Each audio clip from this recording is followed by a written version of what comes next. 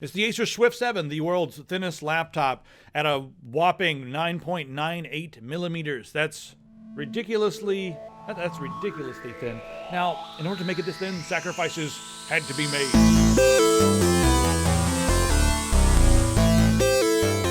We all like tech. Why not get a .tech domain? If you go over to get.tech, you can use coupon code CRIT1 to get 1 year for $3.99, and use coupon code CRIT10 to get 10 years for only $49.99. They've sold 200,000 so far, so run over and grab your .tech domain right now. You're going to be buying this, not to play games and not to do video editing. You're going to be buying this to do office stuff, maybe watching media. You can ingest a lot of media on this thing. So right off the bat, because a lot of people want to know, before we even get into the size or anything like that, a lot of audiences are going to want to know, can I play some old games on it? Yeah, old games will run just fine. We ran Counter-Strike Source on this, and we're able to get about 35 to 40 frames per second with most things turned down at 1080p.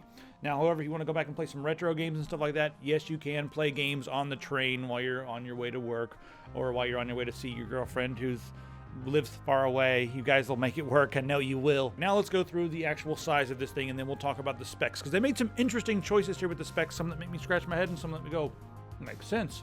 All right, it is 2.48 pounds. It's got this gold.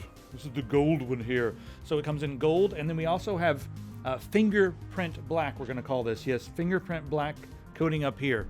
Guys, why the hell you got to do that to us? I mean, I know it looks shiny for 10 minutes. It's like the first unboxing experience is the only time you get to enjoy this wonderful piano black, fingerprint black finish. There's going to be a lot of these in this video. Just watch out, because if they attack, they could devour a family of truths.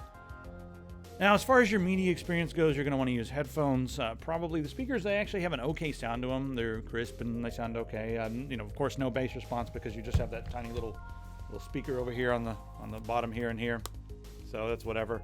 They don't sound the best, but especially not at high volumes. At high volumes, they tend to sound like they're peaking a little bit. So you're going to want external speakers or headphones to really enjoy something of this size, but that's just pretty much the way it is. Taking this thing on the airplane is going to be amazing, because it'll fit right there on your tray. Let's talk about the ports on this thing, because that's another thing I want to start off the video with. Right here we have just a couple of different ports. These are USB Type-C, and they're 3.1 Type-C, 5 gigabits per second each.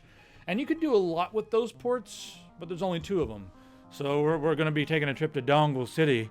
If you want to be running extra displays and that sort of thing, only one of these supports an extra display, and that'll do HDMI. They come with one in the box, but you can get, like third-party USB-C to whatever the hell adapters, DisplayPort, and who knows what else.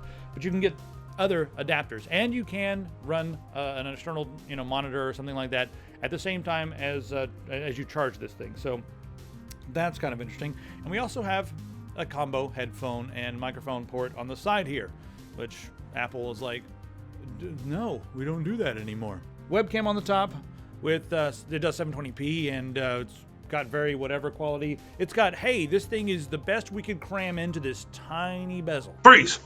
Special police. I want to see how shiny this thing was. This accoutrement. All right, you know what's going on now, guys. It's that part of the internet. I'm just testing out this webcam. Is it good or is it potato quality? You guys can be the judge. See you later. Trackpad on this, big and beautiful. Oh yeah, you guys know you like big and beautiful. Now, even though it's a small machine, it's nice and wide. So I like that. It's not, the tallest trackpad, but it's nice and wide. As far as the keyboard feels, it's a typical chiclet keyboard, possibly slightly softer than some of the chiclets out there. It doesn't pop quite as readily, or it doesn't have as much effervescence as some. Look how thin this thing is, man. I mean, pretty soon you'll have like a magnetic reader, and you'll be able to swipe this thing as a ginormous credit card. And how about this? Get this, you'll be able to use this thing as it could be also used as a phone. Hey, dude, what's up? This is what happens when we just let you film without anybody else looking. I have no supervision. So as far as the screen goes, you have a 13.3-inch Full HD, which is 1080p screen. That's Gorilla Glass 4 right there. Look at this thing. It's pretty durable. It's got a little bit of flex to it, but I quite enjoy this screen. And it's of course a backlit screen, and it's also an IPS. So very high quality screen in this tiny form factor here. Can't complain about that at all. They just got to go with a really, really efficient processor on this to help them, maintain their advertised 9-hour battery life. Watching media and just doing stuff at full brightness, we were able to get about 6 hours, but they decided to go with the i5 7Y54 processor at 1.2 gigahertz. Now that's an i5 that is a dual core, but it's hyper-threaded, so you get 4 threads. Not extremely fast, and it really doesn't compete with most other things that are slightly bigger than this, but it is the thinnest laptop in the world. Also, that's a 4.5 watt processor. That is a super low powered processor. It's not typically what you would see in a laptop. Not even a laptop of this size. You don't typically see, something this low power in a laptop. But, for most use case scenarios, you're not going to need that much horsepower. If you're buying this because you want the thinnest thing to travel and to do your office stuff, and you're not going to be doing editing and gaming, then you're going to really enjoy the battery life. 9 hours, I would have preferred a little bit more than that, but we still have the size constraints to worry about here. We have 8 gigabytes of DDR3, and we have a 256 gigabyte SSD as the storage, and then we also have a pretty decent 802.11 AC Wi-Fi. It's got dual band with both 2.4 and 5 gigahertz in here. And you should be able to transfer 30-40 megabytes a second with that, depending on your other equipment, your access point or your Wi-Fi or whatever. And then, of course, we have Bluetooth in here. It's Bluetooth 4.0, so good implementation on that. Really, the big problem I see here is that we have some extra space over here on this side. We've got the little Kensington lock right there on that side, but why are there no ports on this side? There's room for it because you have the ports right here on this side. We've got, the USB-C. Can we not have a couple more USB for this side, please? I mean, I know a lot of people are just going to take this thing, pop it out at a coffee shop and be like, hey, I'm working on a screenplay. And they'll be like, why don't you have an Apple? And you're like, because I've got an Acer Swift 7. Your MacBook is not this thin. Not even a little. And guess what? I can do a bunch more with it because it's not OS whatever. What's your screenplay about? Loneliness.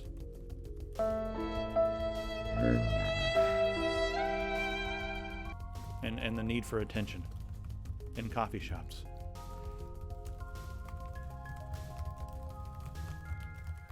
So let's break this down as simple as possible. Not for modern gaming. Not for modern productivity.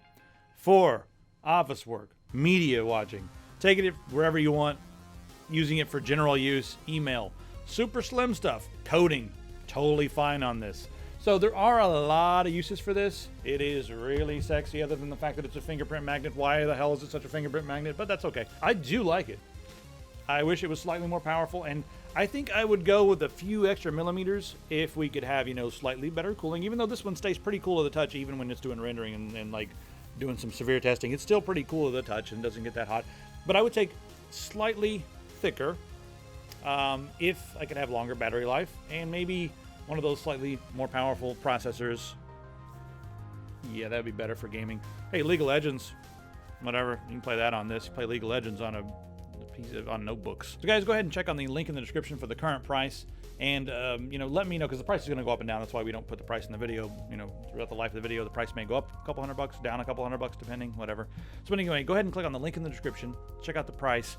And let me know if you think that this is a good set of features for the price, bearing in mind that it is the thinnest laptop in the world. Solid body aluminum all around is a pretty nice thing, but you're not going to have to worry about this thing too much in your bag. All right, guys, so that's our video on the Acer Swift 7.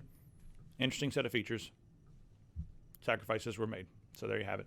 Let us know what other laptops you guys would like us to take a look at, and we'll try to get our hands on them and check them out. If it's something that you're considering, let us know. We'll see you guys in the comments. Check out the store over there. Right over there. And, yeah, get one of those new shirts. They're awesome.